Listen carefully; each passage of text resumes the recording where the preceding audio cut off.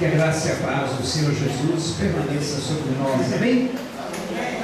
Nós vamos abrir nossa Bíblia em Gênesis capítulo 26. Gênesis, livro dos começos. Nós vamos ler o versículo, aliás, o capítulo 26.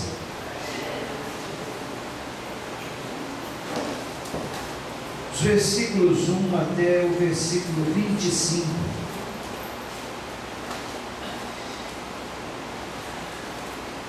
Gênesis, livro dos começos.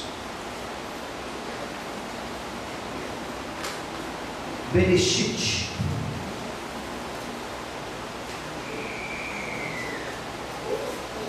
Gênesis 26, versículos 1 em diante, já está projetado aí, que não consegui ler aí devido à claridade, pode acompanhar ele projetado. Diz assim: houve fome naquela terra, como tinha acontecido no tempo de Abraão. Por isso Isaque foi para Gerar, onde Abimeleque era o rei dos filisteus. O Senhor apareceu a Isaque e disse: não desça ao Egito, procure estabelecer-se na terra que eu lhe indicar. Permaneça nessa terra mais um pouco, e eu estarei com você e o abençoarei. Porque a você e a seus descendentes darei todas estas terras, e confirmarei o juramento que fiz a seu pai Abraão. Tornarei seus descendentes tão numerosos como as estrelas do céu, e lhes darei todas estas terras, e por meio da sua descendência, todos os povos da terra serão abençoados. Porque Abraão me obedeceu e guardou meus preceitos, meus mandamentos, meus decretos e minhas leis. Assim Isaque ficou em Gerar.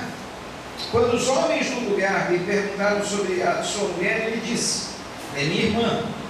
Teve medo de dizer que era sua mulher, pois pensou: os homens desse lugar podem matar-me por causa de Rebeca, por ser ela tão bonita. Isaque estava em Gerar já fazia muito tempo. Certo dia, Abimeleque, rei dos filisteus, estava olhando do alto de uma janela, quando viu Isaque acariciando Rebeca, sua mulher. Então Abimeleque chamou Isaque e lhe disse: na verdade, ela é tua mulher. Por que me disseste que ela era tua irmã? Isaque respondeu: porque pensei que eu poderia ser morto por causa dela. Então disse Abimeleque: tens ideia do que nos fizeste? Qualquer homem bem poderia ter se deitado com tua mulher e terias trazido culpa sobre nós. E Abimeleque advertiu todo o povo: quem tocar neste homem ou em sua mulher, certamente morrerá. Isaque formou lavoura naquela terra, e no mesmo ano colheu a 100 por 1, porque o Senhor o abençoou. O homem enriqueceu e a sua riqueza continuou a aumentar, é que ficou riquíssimo. Possuía tantos rebanhos e servos que os filisteus o invejavam. Estes taparam todos os poços que os servos de Abraão, pai de Isaque, tinham cavado na sua época, enchendo-os de terra. Então Abimeleque pediu a Isaque: sai de nossa terra, pois já és poderoso demais para nós. Por isso Isaque mudou-se de lá, acampou-se no vale de Gerar e ali se estabeleceu. Isaque reabriu os poços cavados no tempo de seu pai Abraão, os quais os filisteus fecharam depois que Abraão morreu, e deu-lhes os mesmos nomes que seu pai lhes tinha dado. Os servos de Isaque cavaram no vale e descobriram um veio d'água, mas os pastores de Gerar discutiram com os pastores de Isaque, dizendo: a água é nossa. Por isso deu Isaque ao poço o nome de Ezeque, porque discutiram por causa dele. Então seus servos cavaram outro poço, mas eles também discutiram por causa dele. Por isso o chamou Sitna. Isaque mudou-se dali e cavou outro poço, e ninguém discutiu por causa dele. Deu-lhe o nome de Reobote, dizendo: agora o Senhor nos abriu espaço e prosperaremos na terra. Dali Isaque foi para Berseba. Naquela noite o Senhor lhe apareceu e disse: eu sou o Deus de seu pai Abraão. Não tema, porque estou com você. Eu o abençoarei, eu multiplicarei os seus descendentes por amor do meu servo Abraão. Isaque construiu nesse lugar um altar, invocou o nome do Senhor. Ali armou acampamento, os seus servos cavaram outro poço. Vamos orar? Senhor, nós agradecemos a Ti nesta noite, por aqui estarmos reunidos, por termos vida para isso, por termos saúde, por termos a força, por estarmos em pé, Pai. Agradecemos a Ti por esse ano que Tu tens nos concedido, pelo ano novo que vai entrar. Certamente Tu continuarás nos abençoando, as Tuas bênçãos continuarão nos acompanhando. É a Tua presença, Pai, é a Tua promessa de estar conosco todos os dias até a consumação dos séculos, até a Sua volta, Jesus. Essa promessa não falha, essa promessa constante, essa promessa infalível. E nós podemos descansar, ainda que o mundo esteja em turbação, ainda, Senhor, que haja tantos e tantos problemas envolvendo a humanidade, nós podemos descansar seguros e tranquilos em Teus braços, sabendo que Tu estás conosco, Pai, sabendo que a Tua presença nos dá proteção, nos dá ânimo, nos dá força, nos dá consolação e nos revigora em cada passo que nós temos que dar, Pai. Assim nós queremos aprender nessa noite mais um pouco da Tua palavra, para que possamos colocar em prática na nossa vida e vivê-la no dia a dia. Que nada venha atrapalhar a exposição da Tua palavra e que essa boa semente possa cair nos corações, produzindo frutos para a eternidade. Assim nós oramos, agradecidos em nome de Jesus. Amém. Queridos, olhando esse texto da palavra de Deus, nós percebemos o seguinte: muitos cristãos acham que por ter uma promessa de Deus, ou por ter promessas de Deus, está tudo bem, está tudo tranquilo, não é necessário fazer nada, Deus cumprirá as suas promessas na minha vida, Deus realizará todos os seus propósitos, Deus fará tudo como lhe apraz, tudo sairá muito bem.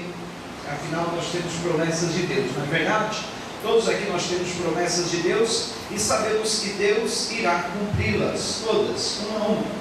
Só que é o seguinte, queridos: tanto Abraão como seu filho Isaque e posteriormente Jacó, eles tinham promessas de Deus. Eles tinham promessas e muitas promessas, e com certeza Deus realizou, cumpriu essas promessas na vida de todos os seus descendentes.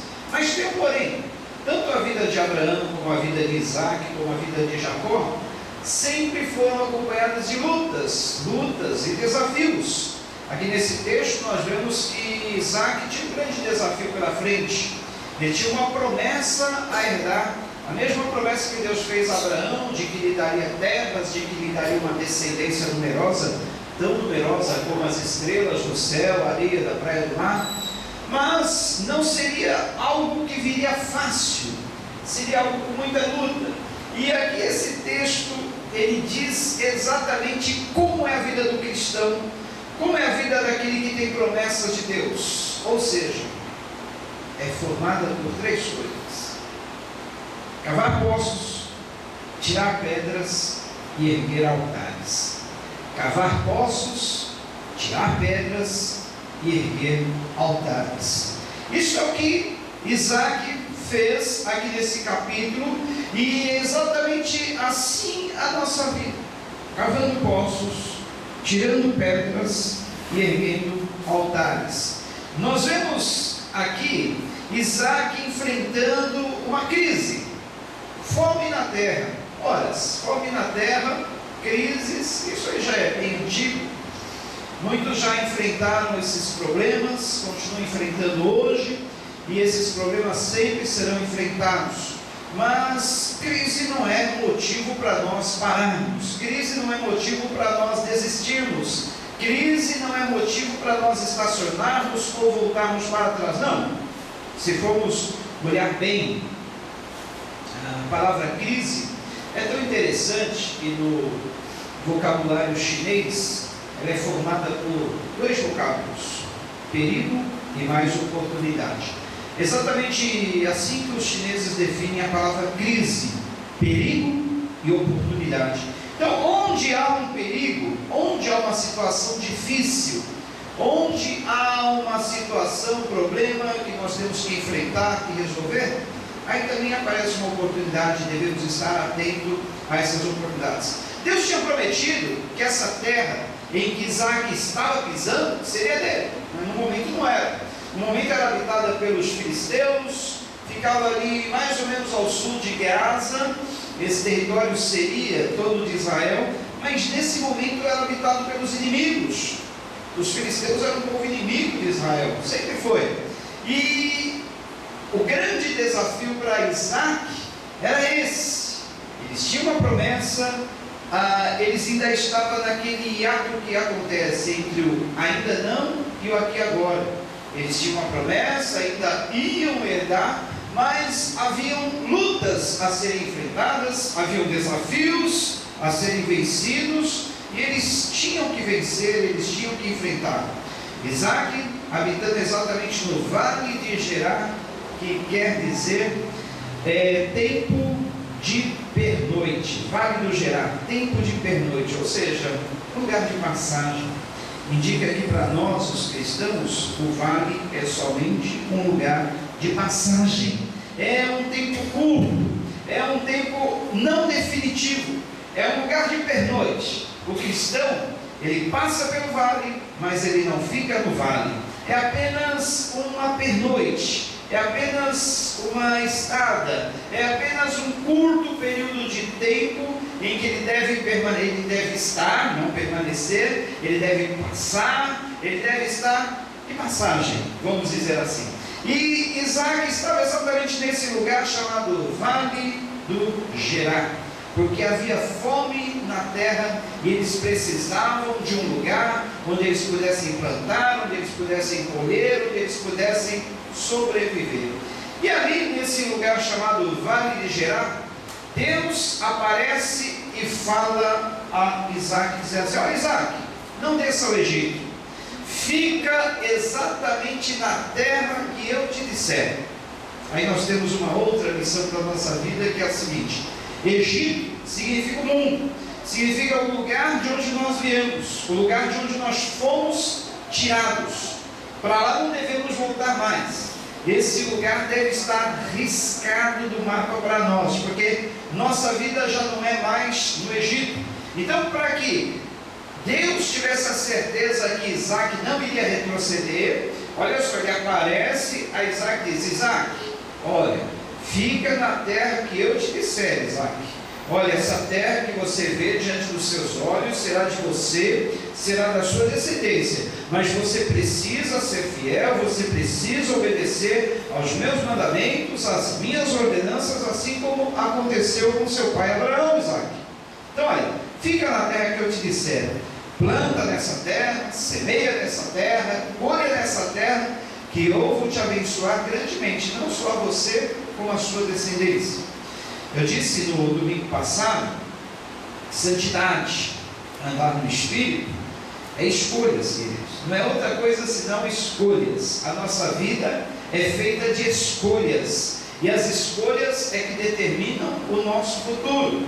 Amém? Então, se você quer ter uma vida abençoada, um futuro feliz, veja bem quais as escolhas você está fazendo agora, no presente momento, porque as suas escolhas representam plantio, representam a sua semeadura, e certamente você colherá os frutos dessa semeadura que você está fazendo agora. Então, andar no Espírito, viver em santidade, é escolhas.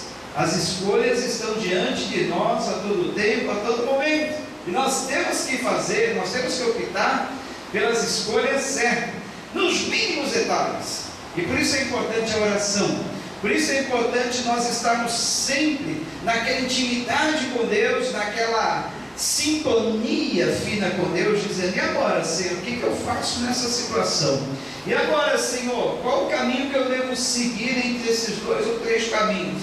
E agora, Senhor, o que tu faria no meu lugar numa situação como essa? Então é assim que nós andamos no Espírito. O cristão muitas vezes pensa que andar no Espírito é viver no mundo da lua, é viver ali com a cabeça fora da terra, em outro lugar que não seja exatamente aqui, está como um ET.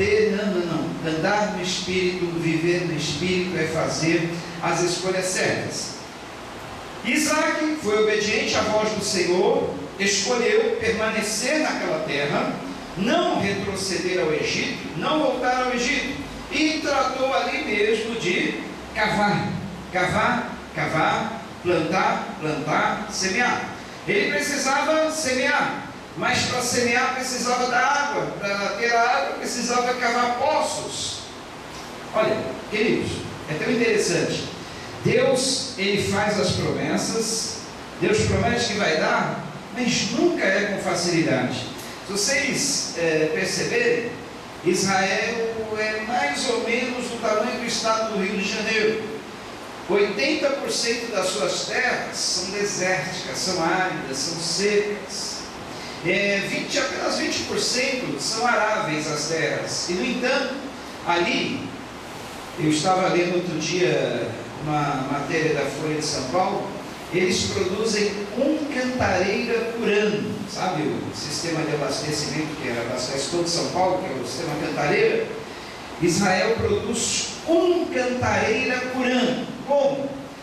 Reutilizando a água que eles usam mais de uma vez, e dessalinizando a água do mar. Olha só que interessante. Então, eles aproveitam a água do mar para irrigar as suas plantações. Eles fizeram uma pesquisa, descobriram quais as plantações que mais se adaptam com essa água do mar dessalinizada, e assim eles são um dos 3 maiores produtores de flores e de frutos do mundo. Flores e frutos, eles são o maior produtor de nêsperas do mundo. Então eles escolhem aquelas culturas, aqueles produtos que mais se adaptam à sua cultura, e assim eles conseguem ser tão eficientes na sua produção. Então, veja bem, de uma terra deserta, Deus falou: vou te dar essa terra. Mas Deus não deu uma terra fértil, Deus falou: eu vou dar a vocês uma terra que manda leite e mel, vou dar a vocês uma terra de delícias, uma terra de abundância, uma terra que vocês vão se fartar. Aí Deus coloca eles exatamente no deserto, no deserto, uma terra de pedregulho, uma terra seca, uma terra árida. Por quê? Porque Deus, Ele nos dá as bênçãos, mas Ele não nos dá com facilidade. Ele nos dá as bênçãos e nós temos que fazer a nossa parte de cavar, retirar pedras, guerrear, pelejar, lutar, para nós exatamente termos a bênção de Deus completa. Deus podia estabelecer Israel numa terra fertilíssima, numa terra onde eles não precisariam retirar pedras, onde eles não precisariam cavar poços para obter água, onde eles tivessem rios, riachos, onde eles tivessem tudo em abundância. Mas se fosse assim, talvez não daria certo, né? Um bom comparativo com isso é o nosso Brasil. O Brasil tem tudo isso, né? O Brasil tem rios, cachoeiras, o Brasil tem água em abundância, e deu certo? Por enquanto ainda não. Esperamos que um dia dê certo como Israel. Israel, olha, de tanto eles lutarem, de tanto eles batalharem, se esforçarem, cavarem poços, retirarem tudo, hoje eles são uma nação avançadíssima no tecnológico. Os maiores inventores não são os japoneses, não são os americanos, não são os chineses. Os grandes prêmios Nobel estão ali em Israel, são pessoas de Israel, são pessoas de lá que obtiveram os maiores prêmios na área das invenções, na área das descobertas, em todos os setores.